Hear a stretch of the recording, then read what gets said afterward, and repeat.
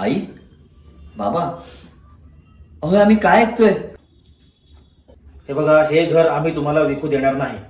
का? ह्या घरावर तुमचा काय हक्क आहे? अरे मग मुलांचं म्हणून काही कर्तव्य आहे ना. आईच्या ऑपरेशनसाठी पैसा नाहीये आणि सासूच्या आजारपणासाठी पैसा आहे. वा, अरे घरी कधी एक रात्र राहायला बोलवलं नाही. लाज वाटते आम्हाला तुम्ही मुलात म्हणून सांगायची. हो, ठीक आहे.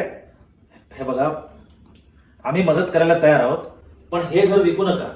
नकोय, मला तुमची मदत नकोय. आमचं आयुष्य जगायला आम्ही समर्थ आहोत. तुमच्या मदतीची मला काहीच आवश्यकता नाहीये. निघा तुम्ही.